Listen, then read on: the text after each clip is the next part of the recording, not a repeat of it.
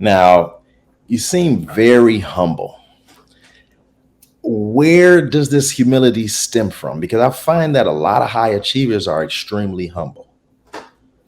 So it's funny that you say I'm humble. I guess that's just who I am, right? It doesn't feel like humility to me. I think it just feels like a normal course of business. I mean, I had, amazing opportunities through my life, which has got me to where I am. And, my goal is I don't need to talk about it, right? Like, I think we talked at the beginning, like, I don't go out of my way to tell people that I have a doctorate degree. They know or they don't know, right? And that's fine. And, it's really about like doing the work, right? And who needs accolades? You don't need accolades. It's really about getting the work done. And it doesn't matter if if people know that I did the work or someone else did the work, as long as it gets done and we can move on to the next thing. I think that that's all I really care about.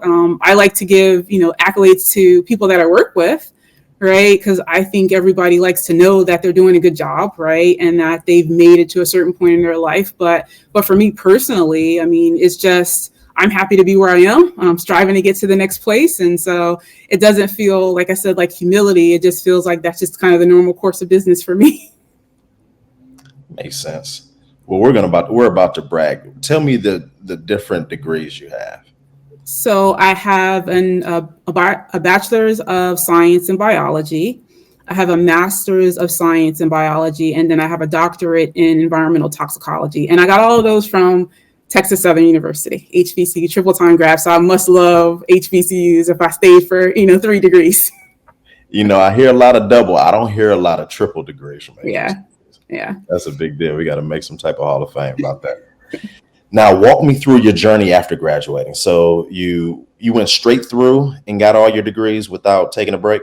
So pretty much. So I got my bachelor's straight away, and then I actually spent a year in pharmacy school. So I always knew I wanted to be a scientist. Once I got my bachelor's degree in biology, I wasn't quite sure if I wanted to go to medical school, if I wanted to go to graduate school, if I wanted to go to pharmacy school. And so when I came home over the summer after I graduated with my undergrad, I took a job at a hospital working in the pharmacy. And so I said, well, working with pharmacists, maybe a good point of view should be to go to pharmacy school. So I spent a year in pharmacy school, and I just wasn't intrigued. The curiosity that I had in science from when I was younger and all through undergrad was not there when I was in pharmacy school. And so I went and I decided, I was like, maybe I'll go to grad school instead. And from the moment I started grad school, like, the curiosity was back, like from day one. And so I was like, yeah, this is exactly where I'm supposed to be. And so I basically took like a year in pharmacy school, and then I transitioned into my master's program. And then I basically did my master's and my PhD program on a similar time track. So I did both of them in 4 years. Wow. Well, 5 years, I think. So. Wow.